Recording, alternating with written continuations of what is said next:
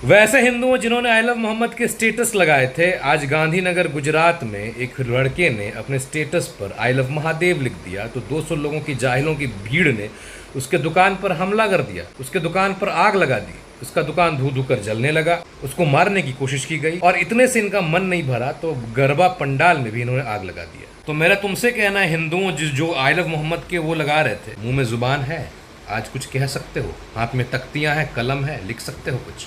दोस्तों, अब तक गुजरात के गांधीनगर में 60 ऐसे मुस्लिम लोगों को डिटेन किया गया है, 200 लोगों पर एफआईआर दर्ज की गई है। इन लोगों को पकड़ा जाना इज नॉट नेसेसरी, इन लोगों को ठोका जाना इज नेसेसरी। जब ये लोग आई लव मोहम्मद लिख रहे थे तब तो किसी को कोई प्रॉब्लम नहीं हो रही थी, हम कह भी रहे थे कि सरतन से जुदा के नारों से दिक्कत है, आई लव मोहम्मद से किसी को दिक्कत नहीं है, लेकिन आई लव महादेव से इनको बहुत दिक्कत है। इन्होंने अपने आतंकी सोच का प्रदर्शन कर ही दिया। उस नफरती माइंडसेट को देखो, दुर्गा पूजा से इनकी नफरत को देखो। इन्होंने सीधे सीधे आई लव मोहम्मद लिखने वाले व्यक्ति को हमला किया ही, उसके दुकान को जलाया ही, उसके बाद पास के गरबा के पंडाल में फिर जाकर आग लगा दी। और इनको गरबा पंडाल में जब एंट्री नहीं दी जाती है तो इनको एंट्री दिलाने के लिए अपने ही लोग प्रोटेस्ट करने लगते हैं, बोलने लगते हैं कि क्यों नहीं दिया जाएगा, गरबा पंडाल में सबको एंट्री मिलनी चाहिए। अरे क्यों मिलनी चाहिए? जो जिस चीज को नहीं मानता, जो नवरात्रि को नहीं मानता, दुर्गा माता को नहीं मानता, शिर्क कहता है, उसको क्यों मिलनी चाहिए एंट्री गरबा के पंडाल में? उज्जैन में मोहम्मद फिरोज राहुल बनकर गरबा के पंडाल में घुस जाता है, हिंदू लड़कियों को छेड़ने की कोशिश करता है और उसके पॉकेट से क्या मिलता है मालूम?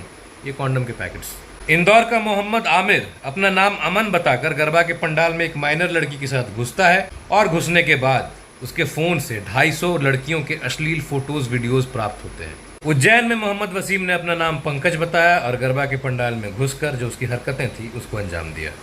और ऐसे एक नहीं, ये केवल मैं मध्य प्रदेश और उसके इर्द गिर्द के इलाकों की बात कर रहा हूँ, पूरे भारत को उठाकर देख लो तो पूरे नवरात्रि ऐसे इंसिडेंट्स आपको देखने को मिलेंगे। गरबा के पंडाल को ये लोग मौज मस्ती का एक अड्डा बना देते हैं और अंदर जाकर केवल हिंदू लड़कियों को टारगेट करना, लव जिहाद का को अंजाम देना। और महाराष्ट्र के भाजपा से विधायक नीतीश राणे ने भी इस बात को क्लियर कट कहा है, कल है के ही कल कहा है। अभी महाराष्ट्र में ये निर्णय लिया गया कि जो लोग गरबा के पंडाल में जाएंगे, बाहर में गरबा के पंडाल के बाहर में एक भगवान वाराह की मूर्ति होगी, पहले उसको पूजना पड़ेगा, उसके बाद गौमूत्र का छिड़काव होगा उन पर, गौमूत्र ग्रहण करना पड़ेगा, फिर गरबा के पंडाल में एंट्री मिलेगी। तो जो गरबा के पंडाल जिसके कल्चर में है उसको इस चीज़ से कोई दिक्कत नहीं है, क्योंकि पंचगव्य, गौमूत्र, गाय का दूध, गाय की घी, ये सारी चीज़ें हमारे में पूजनीय है, हमको क्या दिक्कत है, हम छिड़कवा लेंगे।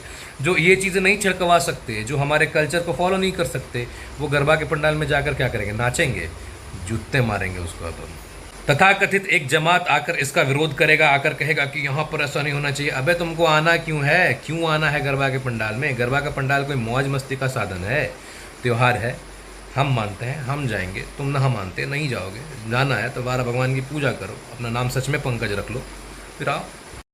और आना ही है तो अकेले क्यों आओगे? अकेले मत आओ, अपनी माता को लेकर आओ, अपनी बहनों को लेकर आओ, बाप को लेकर आओ, पूरे फैमिली वालों को लेकर आओ, सब साथ में गरबा खेलेंगे। जब भाईचारा कायम करना तो भाईचारा पूरा अच्छे से बनेगा। जब ये आई लव मोहम्मद का रो चल रहा था तब अपनी राजनीतिक रोटियां सेकने के लिए अपने ज़मीर ईमान को बेचकर दूसरों के नज़र में अच्छे बनने वाले लोग आई लव मोहम्मद का स्टेटस लगा रहे थे। हिंदुओं की बात करना मैं, उसमें से कुछ विनय दुबे जैसे लोग थे, कुछ पांडे थे, अमित, मतलब पता नहीं, मुझे नाम अच्छे से याद नहीं आ रहा, मैं फ़ोटोज़ लगा दूंगा।